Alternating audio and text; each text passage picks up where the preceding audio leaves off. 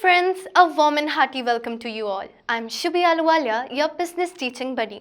आज हम स्टार्ट करने जा रहे हैं अपने सिलेबस का बी पार्ट यानी कि फाइनेंस एंड ट्रेड वाला पार्ट। अब जो हमारे चैप्टर्स हैं यानी कि 7 to 10 ये बेस्ड हैं types and sources of finance पे, टाइप्स ऑफ इंपोर्ट एक्सपोर्ट यानी कि टाइप्स ऑफ ट्रेड पे, एंड इसमें हम बहुत कुछ सीखेंगे।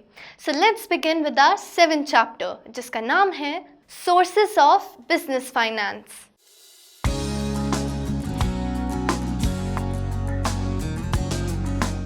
अब हम सबसे पहले ये समझेंगे कि बिजनेस फाइनेंस होता क्या है। The term finance means money और fund, the requirements of funds by business to carry out its various activities is called business finance. अब हर वो एक्टिविटी करने के लिए जो भी पैसे या मॉनेटरी फंड्स एक बिजनेस को ज़रूरत पड़ती है जिनकी, उन्हें बिजनेस फाइनेंस कहा जाता है। Finance is needed at every stage in the life of a business. Quite obvious, हर टाइप की एक्टिविटी करने के लिए फाइनेंस की ज़रूरत पड़ती ही है। A business can not function unless adequate funds are made available to it. अब अगर इनएडिक्वेट फंड्स यानी कि अप्रोप्रिएट अमाउंट ऑफ फंड्स नहीं है अगर बिजनेस में, तो ऑपरेशंस में दिक्कत आती है, डे टू डे वर्किंग में दिक्कत आती है। फंड्स नहीं होते हैं तो मे बी मशीनरी नहीं आएगी हमारे पास, मशीनरी नहीं होगी तो प्रोडक्शन कम हो जाएगी।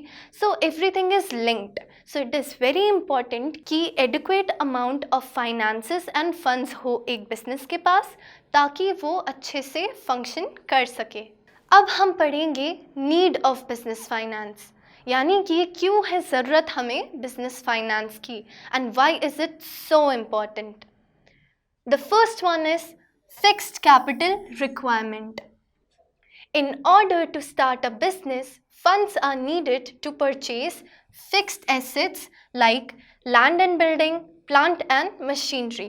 अब आपने गाइस अकाउंटेंसी में पढ़ा होगा कि फिक्स्ड एसेट्स क्या होते हैं। फिक्स्ड एसेट्स वो एसेट्स होते हैं जिन्हें बहुत इजीली कैश या किसी भी लिक्विड एसेट में कन्वर्ट नहीं किया जा सकता। अब इनके एग्जांपल्स होते हैं प्लांट, मशीनरी, बिल्डिंग एक्सेट्रा। ये क्यों इम्पॉर्टेंट होते हैं एक बिज़नेस के लिए? अब बिना प्लांट और मशीनरी के एक बिज़नेस के ऑपरेशंस कैसे होंगे? एंड ये प्लांट और मशीनरी रखे जाएंगे बिल्डिंग में, अब बिल्डिंग नहीं होगी तो काम कैसे चलेगा? And then most importantly land नहीं होगा तो ये सारी चीज़ें कहाँ होंगी? एंड ये चीज़ें नहीं होंगी तो ऑपरेशंस कैसे होंगे? So the fixed assets are very important. The funds required in fixed asset remain invested in the business for a long period of time. अब जो फिक्स्ड एसेट्स में इन्वेस्टमेंट होती है वो कोई एक आधे महीने की या बहुत शॉर्ट पीरियड के लिए नहीं होती है, वो काफ़ी लॉन्ग टाइम के लिए की जाती है। अब मान लीजिए मैंने मशीनरी खरीदी अपने बिजनेस के लिए, अब मैं उसे अगले 2-3 महीने या मान लीजिए 1 साल में भी नहीं बदलूँगी। कम से कम मैं 3 से 5 साल उसे चलाऊंगी, तभी उसकी वर्थ निकलेगी। As machinery, plant, they are very costly. Second we have working capital requirement. A business needs funds for its day to day operations. अब रोज़मर्रा के जो ऑपरेशंस होते हैं एक बिजनेस के, उसमें भी पैसों की ज़रूरत पड़ती है। This is known as working capital requirements. Now this is called working capital requirement. Working capital is required for purchase of raw materials, to pay salaries, wages, rent, taxes and much more. अब जब हाथ में पैसा होता है तो day to day जो operations होते हैं वो काफ़ी स्मूथली हो जाते हैं। अब मान लीजिए किसी को सैलरी देनी है, उसके लिए पैसे होने इम्पॉर्टेंट है and they need to be in cash और in some amount of liquid assets ताकि जल्दी से जल्दी पेमेंट्स कर दी जाए एंड वो हमारे लिए काम करते रहें। एंड ऑल्सो जब भी रॉ मटेरियल्स खरीदने होते हैं तो भी द सेलर ऑलवेज लाइक्स कि उसको हाथ के हाथ पेमेंट्स मिल जाए या within max to max a month payments मिल जाए। अब इन सब चीज़ों के लिए वर्किंग कैपिटल की बहुत ज़रूरत पड़ती है। एंड अगर मान लीजिए एक बिजनेस ने फिक्स्ड एसेट्स में तो इन्वेस्ट कर दिया, वर्किंग कैपिटल के लिए पैसे नहीं हैं, तो फंक्शनिंग बहुत ज़्यादा हैम्पर हो जाती है, क्योंकि लोग काम नहीं करते हैं। लोग सिर्फ तब काम करते हैं जब उन्हें पैसे मिलते हैं। Third point we have diversification. A company needs more funds to diversify its operation to become a multi-product company. अब इसका एग्जाम्पल हम ले तो रिलायंस। अब सबसे पहले डाइवर्सिफिकेशन होता क्या है? बहुत सारे प्रोडक्ट लाइंस को इमर्ज करना एक बिजनेस में। फॉर एग्जांपल अब रिलायंस है। अब रिलायंस सिर्फ एक नेटवर्क या एक कम्युनिकेशन कंपनी नहीं रही है। रिलायंस ट्रेंड्स है, रिलायंस डिजिटल है, रिलायंस फ्रेश है। यहाँ पे बहुत सारी उन्होंने अपनी ब्रांचेस कह सकते हैं फैला ली हैं। अब वो हर एक टाइप की चीज़ या हर एक टाइप की प्रोडक्ट लाइन में डील करते हैं। तो पैसों की ज़रूरत डाइवर्सिफिकेशन के लिए भी होती है। Now, only if you have money and sufficient profits, you can start up with new things in your existing business. Fourth, we have technology upgradation. Finance is needed to adopt modern technology. अब finance होगा, पैसे होंगे, तभी जो भी नई नई technologies आ रही हैं, रोज़ जो इनोवेशन हो रही है, हम अपने बिजनेस में उन सारी चीज़ों को इन्वॉल्व कर सकते हैं। For example use of computers in business. अब आपको ये बात पता है कि कंप्यूटर्स के आ जाने से फंक्शनिंग कितनी ईजी हो चुकी है, चाहे वो बैंक हो, चाहे वो बिज़नेस हो, या चाहे वो कोई गवर्नमेंट ऑर्गेनाइजेशन हो। अब चीज़ें बहुत अच्छे से वेल केम्ड हैं, अच्छे से रिकॉर्ड्स मेंटेन्ड है, डेटा लॉस नहीं होता बहुत ज़्यादा, एंड सारी चीज़ें स्मूथली फंक्शन करती हैं। अब ये सारी चीज़ें अच्छे से फंक्शन करें, इसके लिए इम्पॉर्टेंट है कि technological upgradation time to time होता रहे, and this is possible only when a business has adequate funds. Fifth point we have growth and expansion. Higher growth of a business enterprise requires higher investment in fixed assets. So, finance is needed for growth and expansion. अब growth और expand कैसे करेगा एक business? वो सिर्फ तभी possible है जब फाइनेंस हो, एडिक्वेट प्रॉफिट्स हो, एंड ज़्यादा से ज़्यादा इन्वेस्टमेंट की जाए फिक्स्ड एसेट्स में, क्योंकि तब प्रोडक्शन बढ़ाई जा सकती है, एंड इकोनॉमीज ऑफ स्केल, यानी कि लार्ज स्केल पे प्रोडक्शन करके कम कॉस्ट पे प्रोडक्शन कर पाने का फ़ायदा उठाया जा सकता है। एंड जब बहुत ज़्यादा इन्वेस्टमेंट हो जाती है बिजनेस में तो वो ग्रो करने लगता है। अब ग्रोथ तभी पॉसिबल है जब वो अच्छे से ऑपरेट करे, एंड ऑपरेशंस तभी पॉसिबल हैं जब वर्किंग कैपिटल हो, एंड वर्किंग एक बिजनेस की तभी पॉसिबल है जब फिक्स्ड एसेट्स में इन्वेस्टमेंट हो। So it all works in a loop. एक चीज़ दूसरी चीज़ को फैसिलिटेट करती है काम करने में। अब गाइस, हमने ये तो पढ़ लिया कि बिजनेस फाइनेंस क्या होता है एंड क्या है उसकी नीड। अब हम पढ़ेंगे मेथड्स ऑफ रेजिंग फाइनेंस, यानी कि कैसे हम फाइनेंस को रेज कर सकते हैं। सबसे पहले है issue of share. The capital obtained by issue of shares is known as share capital, यानी कि वो कैपिटल जिसे रेज किया जाता है शेयर्स बेच के, उसे शेयर कैपिटल कहा जाता है।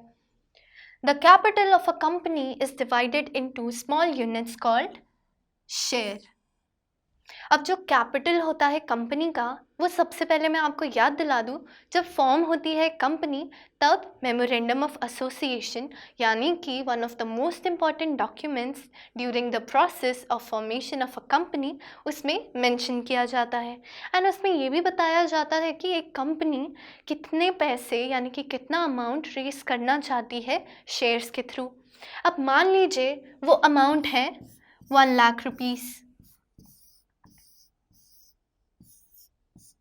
इतना वो रेस करना चाहते हैं शेयर कैपिटल। अब ये डिवाइडेड है 10 रुपीज़ के एक एक शेयर में, यानी कि कैपिटल जो था, जो हमने डिसाइड किया था शेयर कैपिटल के थ्रू रेस करने का, उसको हमने डिवाइड कर दिया स्मॉल शेयर्स में। अब जब ये वो लोगों को बेचेंगे तो मे बी मिस्टर ए ले लीजिए, वो खरीदते हैं 100 शेयर्स, तो उनका contribution in the share capital will be 100 × 10, यानी कि ₹1000। इतना उनका कंट्रीब्यूशन है टोटल शेयर कैपिटल में, यानी कि उन्होंने ₹1000 के शेयर्स खरीदे और अब वो कंपनी के शेयर होल्डर बन गए। The person holding the share is known as share holder. अब जो हमारे मिस्टर ए हैं जिन्होंने कंपनी में इन्वेस्ट किया, ये कहलाए जाएंगे share holder. So let's study equity share in detail first. Equity shares represent the ownership of a company. अब जो ये शेयर होल्डर्स होते हैं, इन्हें ओनर्स कहा जाता है कंपनी का। They have right to vote. इनको राइट मिलता है वोट करने का, मैनेजमेंट कमेटी डिसाइड करने का, बोर्ड ऑफ डायरेक्टर्स को चूज करने का, and right to participate in the management. अब ये अपना पार्टिसिपेशन कैसे देते हैं? जैसे हमारी कंट्री इंडिया, यहाँ पे लोग वोट डाल के अपनी रिप्रेजेंटेटिव्स चूज़ करते हैं। Same way equity share holders जो होते हैं वो अपने रिप्रेजेंटेटिव्स चूज़ करते हैं वोट डाल के। इन शॉर्ट, जो इक्विटी शेयर होल्डर्स हैं वो डेमोक्रेसी में होते हैं कंपनी में। उनको प्रॉपर राइट्स होते हैं डॉक्यूमेंट्स देखने का, जानने का, प्रॉपर इन्फॉर्मेशन, जैसे प्रॉपर इन्फॉर्मेशन उन्हें मिलेगी उनका राइट है। जैसे कि हमें है, हम चाहे तो गवर्नमेंट की किसी भी काम के लिए आरटीआई डाल सकते हैं, उसके लिए इन्फॉर्मेशन ले सकते हैं। It's the same. अब एडवांटेजेस क्या होते हैं इक्विटी शेयर्स के, एंड क्या क्या बेनिफिट्स मिलते हैं इक्विटी शेयर होल्डर्स को? सबसे पहले है permanent capital. Equity share capital is important source of finance for a long term. अब जो इक्विटी शेयर इन्वेस्टमेंट होती है वो किसी भी शॉर्ट पीरियड के लिए जनरली नहीं की जाती। वो जो मनी है वो इन्वेस्ट किया जाता है काफ़ी लंबे टाइम के लिए। ये लॉन्ग टर्म फाइनेंस जनरेट करने का एक वे है, and it is the most popular way. बहुत सारी कंपनीज ऐसी होती हैं जो इक्विटी शेयर्स देती हैं। Second, we have no charge on assets. For raising funds by issue of equity shares, a company does not need to mortgage its asset. अब यहाँ पे इक्विटी शेयर्स के थ्रू मनी रेस करने के लिए company को अपने एसेट्स को मॉर्गेज नहीं करना पड़ता, यानी कि एज सिक्योरिटी डिपॉजिट करने की कोई ज़रूरत नहीं होती है, क्योंकि लोग ट्रस्ट करते हैं कंपनी को, and they believe in the reputation, the goodwill, and then they invest, and so mortgage करने की कोई ज़रूरत नहीं पड़ती। Now the third point is higher returns. Equity share holders get higher returns in the years of high profits. अब जो equity share holders होते हैं वो होते हैं ओनर्स। यहाँ पे इनको कोई फिक्स्ड रेट ऑफ डिविडेंड नहीं होता है। इनको अब यहाँ पे कोई फिक्स रेट ऑफ डिविडेंड नहीं दिया जाता है इनको। जब बहुत ज़्यादा प्रॉफिट्स हो गए तो उसके अकॉर्डिंग इक्विटी शेयर होल्डर्स में वो डिवाइड कर दिया जाता है। पर इन केस अगर कंपनी लॉस फेस कर रही है तो कुछ टाइम ऐसा भी आता है जहाँ पे कोई भी डिविडेंड नहीं दिया जाता है इक्विटी शेयर होल्डर्स को। The fourth, we have control. They have right to vote and right to participate in the management. अब जैसा कि हमने पढ़ा कि इनके पास right to vote है, ये अपनी एक डेमोक्रेसी में होते हैं, ये मैनेजमेंट में प्रॉपर पार्ट ले सकते हैं, अपनी रिप्रेजेंटेटिव्स चूज़ कर सकते हैं, and they can also voice their opinions. Fifth, we have no burden on company. Payment of equity dividend is not compulsory. अब क्योंकि इक्विटी शेयर होल्डर्स ओनर्स होते हैं, अपनी कंपनी में सबसे पहले पैसा लेना उनकी प्रायोरिटी नहीं होती है, और अगर बाई चांस हो भी तो कंपनी का लॉ ऐसा होता है कि इक्विटी शेयर होल्डर्स को सबसे लास्ट में डिविडेंड मिलेगा, पहले बाकी शेयर होल्डर्स या डिबेंचर होल्डर्स को दे दिया जाएगा। सो नाउ अगर मान लीजिए लॉस हो गया तो कंपनी के ऊपर कोई बर्डन नहीं आएगा कि उन्होंने इक्विटी शेयर होल्डर्स को उनका शेयर ऑफ प्रॉफिट या डिविडेंड देना ही देना है। अगर लॉस है तो उसको जाने भी दिया जा सकता है। नेक्स्ट ईयर में भी अगर ज़्यादा प्रॉफिट हो गया या नॉर्मल प्रॉफिट हो गया तो उनको वो अमाउंट वहाँ पे उनके डिविडेंड के अकॉर्डिंग मिल जाएगा। Now we have the limitations. सबसे पहले है risk factor. Equity share holders bear higher risk because payment of equity dividend is not compulsory. अब जो इक्विटी शेयर होल्डर्स हैं ये तो सबसे ज़्यादा लॉस बेयर करते हैं. अब मान लीजिए कंपनी को प्रॉफिट नहीं हुआ तो इनको कुछ नहीं मिलेगा. यहाँ कितनी अनसर्टेनिटी आ गई ना, क्योंकि लोगों ने इन्वेस्टमेंट तो की है.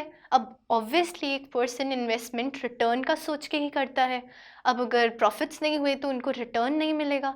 This is where the equity share holders bear a high amount of risk. Second we have delays. Issue of equity shares is time consuming. जो प्रोसीजर होता है इशुएंस का, यानी कि जैसे इशू किए जाते हैं इक्विटी शेयर्स, वो काफ़ी लॉन्ग प्रोसीजर है, काफ़ी टाइम कंज्यूम करता है, काफ़ी पेपर वर्क भी इन्वॉल्व करता है. Third we have issue depends on share market conditions.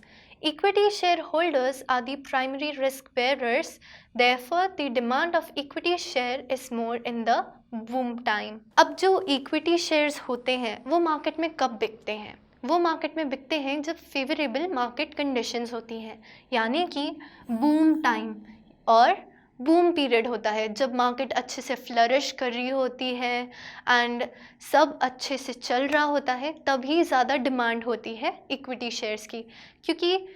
क्योंकि जो कंपनी का लॉ है वो ये कहता है कि अगर लॉस हो गया तो इक्विटी शेयर होल्डर्स को कोई भी डिविडेंड देना ज़रूरी नहीं है. Now people want money, they invest their money so that it increases. So why will they invest at the time of loss? क्योंकि उनको तो लॉस ही होगा, उनका मनी ब्लॉक भी हो गया, कोई रिटर्न भी नहीं आया, तो इसका तो कोई मतलब ही नहीं बना. Now we are going to study about the second type of share, which is preference share. Preference shares are considered safer in investment. They receive dividend at a fixed rate. अब प्रेफरेंस शेयर होल्डर्स या preference shares को एक safer way of investment क्यों कहा जाता है? क्योंकि चाहे लॉस हो चाहे प्रॉफिट हो, इनको एक फिक्स्ड रेट ऑफ डिविडेंड मिलेगा ही मिलेगा. Preference share holders are like creditors. अब जो क्रेडिटर्स होते हैं, जो पैसे लेंड करते हैं, वो ये नहीं देखते कि आप कितने कर्जे में चल रहे हैं या आप पैसे नहीं जुटा पा रहे हैं. वो आपको एक टाइम पीरियड देते हैं, आपको उतने में उनको पैसे वापस करने ही पड़ते हैं. सेम है केस प्रेफरेंस शेयर होल्डर्स के साथ. अब जो प्रेफरेंस शेयर्स वो तभी खरीदते हैं क्योंकि कंपनी का लॉ ये कहता है कि उनको fixed rate of dividend time to time मिलता रहेगा, चाहे कंपनी लॉसेस फेस करे या काफ़ी ज़्यादा प्रॉफिट्स हों उसे. They have no voting rights. अब क्योंकि ये ओनर्स नहीं हैं बिजनेस के, ये क्रेडिटर्स हैं, तो इनको कोई भी वोटिंग राइट एंड कोई भी मैनेजरियल पार्टिसिपेशन का राइट नहीं दिया गया है. अब हम पढ़ेंगे टाइप्स ऑफ प्रेफरेंस शेयर्स. अब जब हमने इक्विटी शेयर्स पढ़े थे उस पर हमने देखा था कोई टाइप्स नहीं है, बट जो प्रेफरेंस शेयर्स होते हैं इसमें अवेलेबल हैं 6 टाइप्स, यानी कि इन 6 टाइप्स के प्रेफरेंस शेयर्स पब्लिक खरीद सकती है एंड इन सब में कोई ना कोई बेनिफिट या कोई ना कोई ऐसा फीचर है जो इनको एक दूसरे से अलग करता है. सबसे पहले है क्यूमुलेटिव प्रेफरेंस शेयर. अब इसमें क्या होता है कि जो एरियर्स होते हैं पिछले सालों के, अब मान लीजिए कि फॉर एग्ज़ाम्पल इन 2017 एंड 18 जो हमारा बिजनेस है उसमें हुए losses and we are in no condition और no situation to pay any sort of dividends. अब यहाँ पे क्या करेगी कंपनी? यहाँ पे वो करेगी एक्यूमुलेट उन पर्टिकुलर लोगों के शेयर्स जिन्होंने सब्सक्राइब किया है क्यूमुलेटिव प्रेफरेंस शेयर्स के अंडर. और फिर जब 2019 में हो गया प्रॉफिट तो उनको पुराने सालों का dividend along with the current year का डिविडेंड एक साथ दे दिया जाएगा. यानी कि यहाँ पे एरियर्स को क्लियर किया जाता है. एरियर्स का मतलब वो अमाउंट जो पेंडिंग है एंड जो एक्यूमुलेट होती गई है. सेकेंड टाइप है नॉन क्यूमुलेटिव प्रेफरेंस शेयर्स. ये क्यूमुलेटिव प्रेफरेंस शेयर्स का ही ऑपोजिट है. यहाँ पे कोई भी एरियर्स एक्यूमुलेट नहीं होते, सिर्फ करंट ईयर का ही डिविडेंड दिया जाता है प्रेफरेंस शेयर होल्डर्स को. कोई भी पुराना डिविडेंड यानी कि जब लॉसेस हुए थे तब के डिविडेंड्स अगर कंपनी के लिए सूटेबल होता है देना तो वो देती है, नहीं तो वो अपने शेयर होल्डर्स को मैसेज पहुंचवा देती हैं या इन्फॉर्म कर देती हैं कि we are in no such situation to pay the dividend, so please cooperate. Third we have participating preference shares. अब जो ये शेयर होल्डर्स होते हैं इनको एक बेनिफिट मिलता है, इनको बेनिफिट मिलता है एडिशनल डिविडेंड का। अब after the equity share holders are paid their share of dividend which is after the preference share holders, मतलब जो चेन चलती है प्रेफरेंस शेयर होल्डर्स, उसके बाद इक्विटी शेयर होल्डर्स को डिविडेंड दिया जाता है। अब जब इनको डिविडेंड दे दिया गया तो जो एडिशनल अमाउंट बचा उसको डिस्ट्रीब्यूट किया जाता है पार्टिसिपेटिंग प्रेफरेंस शेयर होल्डर्स में। उनको अपना फिक्स्ड पार्ट तो मिला ही मिला, and then they get the additional too, and this is decided according to the company's policy कि वो कितना देना चाहते हैं और वो कितना बाकी अपने पास रखना चाहते हैं री इन्वेस्टमेंट के लिए।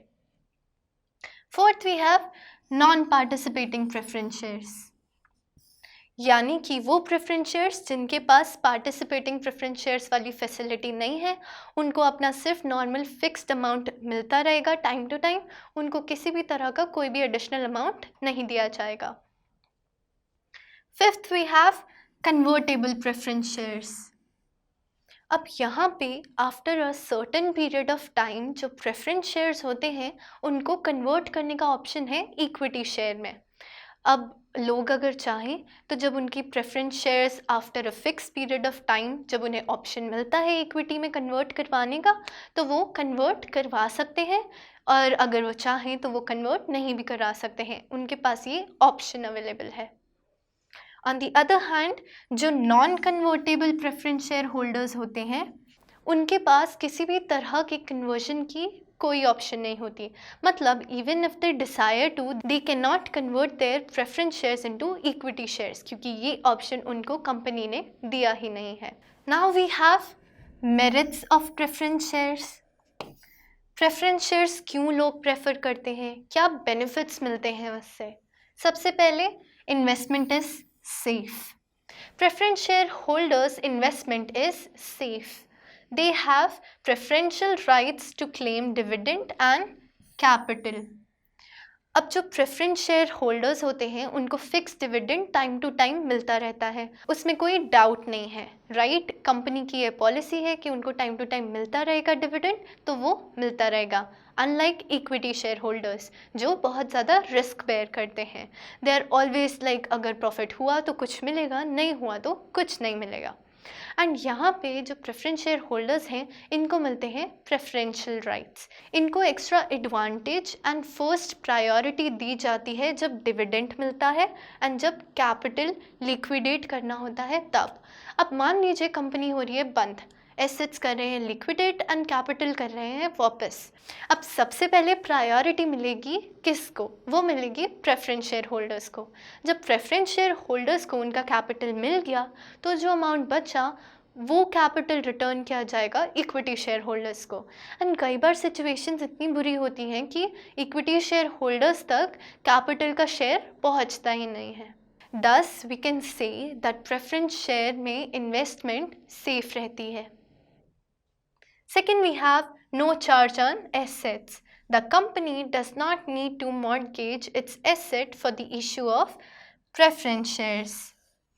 अब यहाँ पे ये केस सेम है इक्विटी शेयर होल्डर्स जैसा। जब इक्विटी शेयर्स के थ्रू मनी रेस करना होता है तो भी कोई भी मॉर्गेज यानी कि कोई भी सिक्योरिटी के लिए अपने एसेट्स नहीं देने पड़ते कंपनी को।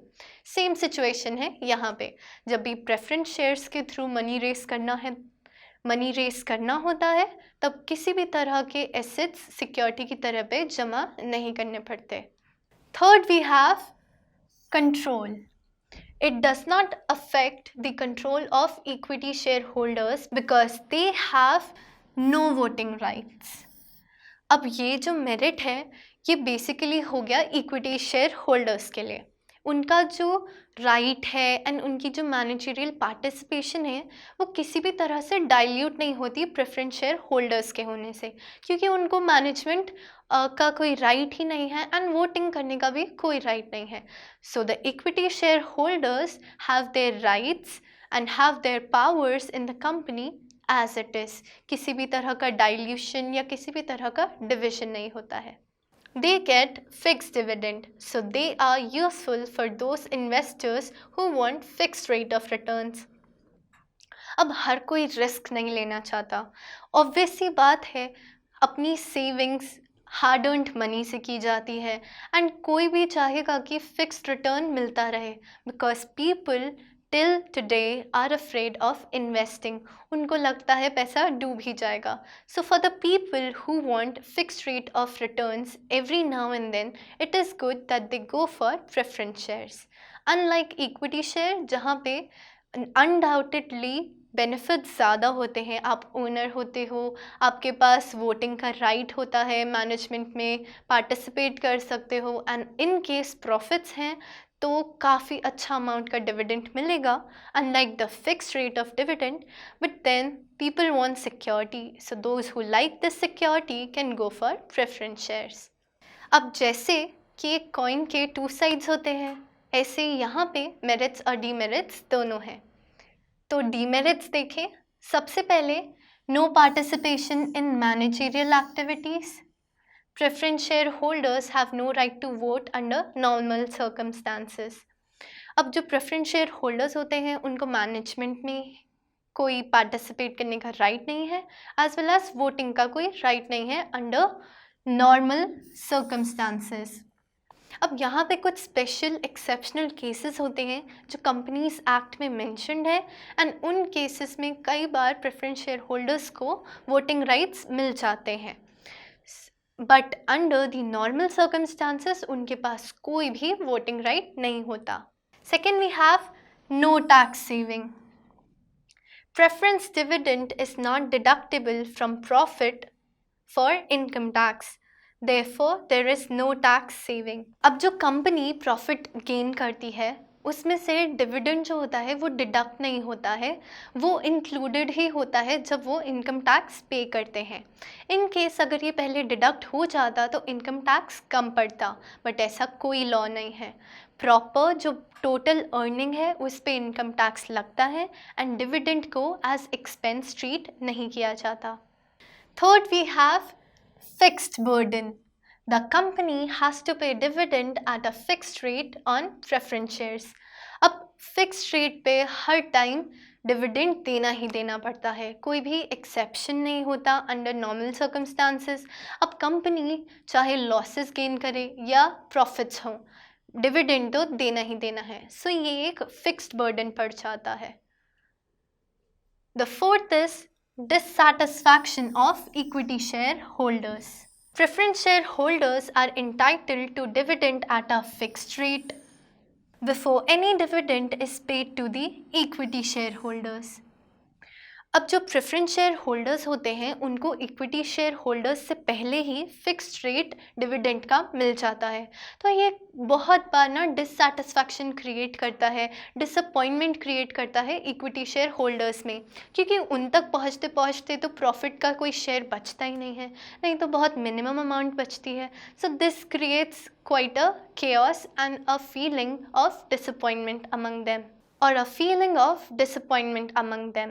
With this, guys, we end our today's video. We started with our chapter knowing what is business finance, and then we learnt about what is the need of it, and फिर हमने start किया ये पढ़ना कि किन किन types से raise किया जा सकता है business finance, and उसमें हमने cover किया अपना shares का topic. So until next time, keep revising, and I'm gonna see you in our next video.